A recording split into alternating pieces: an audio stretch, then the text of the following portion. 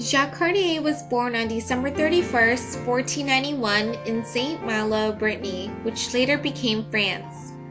Though little is known about his childhood, historians believe he was from a respectable family who knew how to sail. By the time he made his first voyage, he already knew the basics of sea navigation.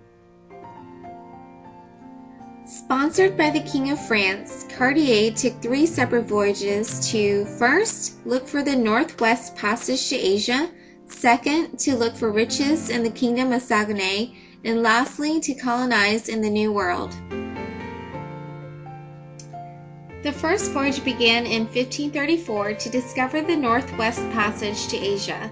However, Cartier and his crew members sailed north of Newfoundland and discovered Canada.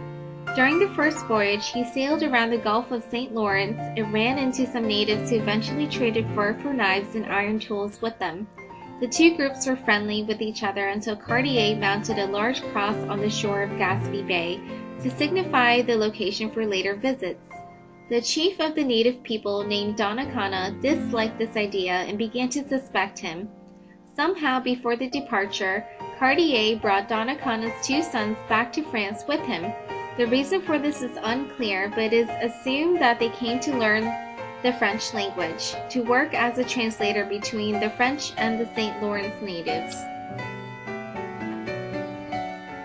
When Cartier returned back to France, the king was thrilled and sponsored him again on his second voyage. This time, Cartier was to find the place called the Kingdom of Saguenay and look for riches. Unfortunately, this was a non-existent place. It was a place that the natives made up to keep the French away. Nonetheless, Cartier's second voyage continued and he returned back to Canada. There he met with the St. Lawrence natives again, and everyone including the 2 sons were reunited. As time passed, tension grew between the 2 groups because the natives did not want Cartier to explore further in the St. Lawrence River, yet he did and sailed all the way down to the present-day Montreal. The second voyage ended with Cartier capturing the chief, his 2 sons, and a few others to bring back with him to France.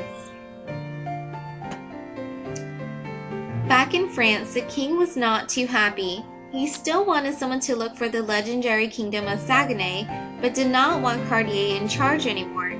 He promoted Roberval as the new leader and still kept Cartier on the team for the third voyage. This last trip was also unsuccessful.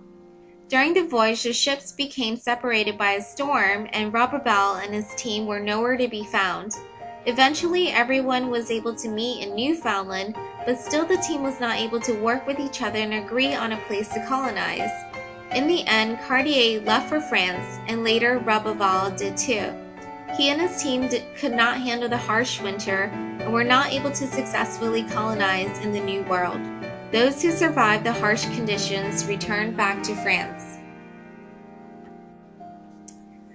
Overall, Cartier was an explorer who made many attempts to find new and better opportunities for his country.